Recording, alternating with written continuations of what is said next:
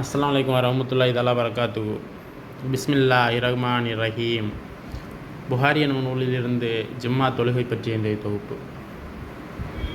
வெள்ளிக்கிழமை இமாம் சொற்பொழிவு செய்யும்போது மௌனமாக இருப்பது.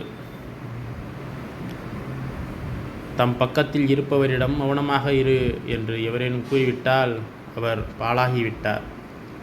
இமாம் பேசும்போது வாய் மூடி இருக்க வேண்டும் என்று இறை தூதர் ஸல்லல்லாஹு அலைஹி வஸல்லம் அவர்கள் கூறினார்கள் என சல்மான் ரலியல்லாஹு தஆலா அன்ஹு அவர்கள் குறிப்பிட்டுள்ளார்கள். இமாம் சொற்பொழிவு நிகழ்த்தும் போது உன் அருகில் இருப்பவரிடம் வாய் மூடு என்று கூறினால் நீ வீணான காரியத்தில் ஈடுபட்டு விட்டாய் என்று அர்த்தம்.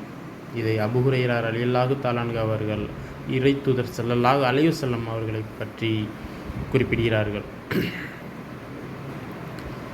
ஜும்மா நாளிலுள்ள சிறப்பான நேரம். அபூ ஹுரைரா ரலியல்லாஹு தஆலா அன்ஹு அவர்கள் அறிவித்தார்கள், நபிகள் ஸல்லல்லாஹு அலைஹி வஸல்லம் அவர்கள் ஜும்மா நாளை பற்றி குறிப்பிடும்போது, ஜும்மா நாளில் ஒரு நேரம் உண்டு என்று கூறிவிட்டு அந்த நேரம் மிகவும் குறைந்த நேரமே என்பதை தம் கையால் சைகை செய்து காட்டினார்கள். அந்த நேரத்தில் ஒரு முஸ்லிமான அடியார் தொழுகையில் நின்று அல்லாஹ்விடம் எதையேனும் கேட்டால் அதை அவருக்கு அல்லாஹ் கொடுக்காமல் இருப்பதில்லை என்று குறிப்பிட்டுள்ளார்கள். மேலும் ஜும்மா தொழுகை நடக்கும்போது சிலர் இமாமை விட்டு விலகினால் இமாமுடைய தொழுகையும் அவருடன் சேர்ந்து தொழும் ஏனையோரின் தொழுகையும் செல்லத்தக்கதாகும். இதை பற்றி ஜாபீர் இப்னு அப்துல்லாஹ் ரலியல்லாஹு தஆலா அன்ஹு அவர்கள் அறிவிக்கிறார்கள், நபிகள் ஸல்லல்லாஹு அலைஹி வஸல்லம் அவர்களுடன் ஜும்மா தொழுது கொண்டிருந்த போது உணவுப் பொருட்களை ஒட்டகப் பொருட்களை ஏற்றிக்கொண்டு ஒட்டக கூட்டம் ஒன்று வந்தது.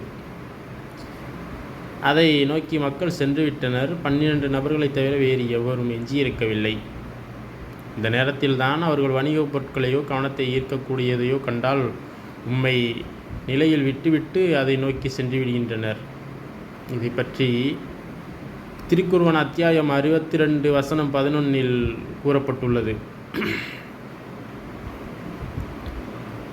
மேலும் அப்துல்லாஹ் இப்னு உமர் ரலியல்லாஹு தஆலா அன்ஹு அவர்கள் அறிவித்துள்ளார்கள், ஜும்மாவுக்கு முன்பும் பின்பும் உள்ள தொழுகை. நபிகள் ஸல்லல்லாஹு அலைஹி வஸல்லம் அவர்கள் லுஹருக்கு முன் 2 ரக்காத்துகளும் பின் 2 ரக்காத்துகளும் தொழுபவர்களாகவும், மகரிபுக்கு பிறகு தம் வீட்டில் 2 ரக்காத்துகள் தொழுபவர்களாகவும், இசாவுக்கு பிறகு 2 ரக்காத்துகள் தொழுபவர்களாகவும் இருந்தனர். ஜும்மாவுக்கு பின் வீட்டுக்கு புறப்பட்டு சென்று 2 ரக்காத்துகள் தொழுபவர்களாக இருந்தனர். அல்ஹம்துலில்லாஹ் அல்ஹம்துலில்லாஹ் அல்ஹம்துலில்லாஹ்.